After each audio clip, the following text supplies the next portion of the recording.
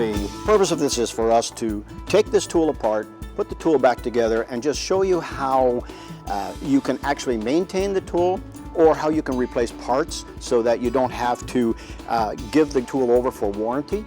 Warranties are costly, and when you have parts that you can actually use to replace the existing parts, you can certainly save a lot of money, and you save a lot of time for the customer because the customer doesn't have to leave the tool behind. This is a TC3 cutter, tubing cutter. This is a tubing cutter repair kit, and in the tubing cutting repair kit there's a part for every piece that has to go on this cutter. What I'm going to do is I'm going to take this cutter apart using this handy pin punch and a little ball peen hammer. It might be a little bit loud.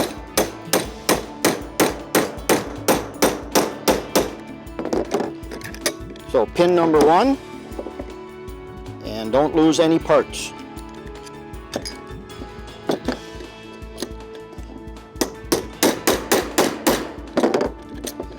Pin number 1, pin number 2.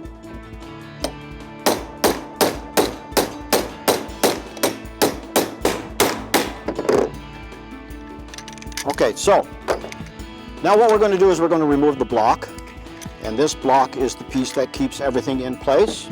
Then we're going to take out the slide mechanism. The slide mechanism has a spring attached to it, and the spring basically, when you put this back in, we will reattach the spring and the tool will be as good as new. In order to put this back together, you take it, basically all you do is reverse the steps that you did when you were taking it apart. Now it sounds a lot simpler than it really is, but you're going to put the slide in and put your block back in. And using our pin punch, we're going to line it up, take one of our pins and tap it back in. Our lock nut, which basically controls the flow, now we're going to put this back in.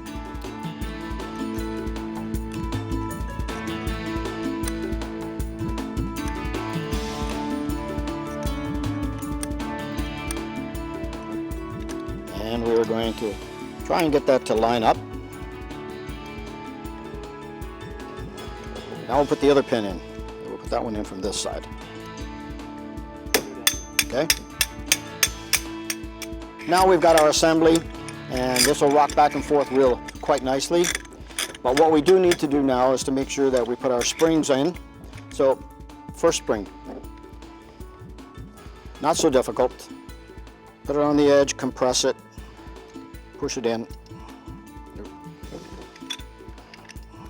There's a spring that has to go from there to here to be able to allow this to spring back and forth when you want it to. So the trick would be to take just an ordinary paper clip, and you make a tiny little tool out of it that's got a tiny little grab end on it. What you do is you take your handy dandy little paper clip and you shove it up through that tiny little hole there, right?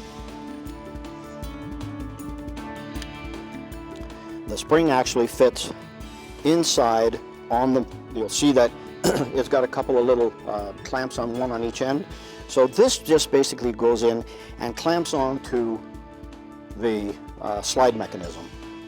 And then you take your little paper clip and you put it on the other little clamp end, and you give it a little tug. And if we did this right, it'll come right all the way up through. So you can see the spring on the back.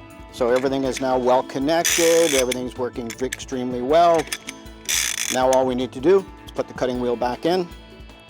And again, the cutting wheel is just a pop in, pop out wheel or pin. Now we're going to push this pin back in and the cutting wheel will be back in place. During maintenance or during repair, if the pin happens to pop out and the wheel happens to fall off, don't worry about it. All you have to do is just put the pin and the wheel back in and everything will be just fine with your cutter once it's all finished. And there you go. Brand new cutter.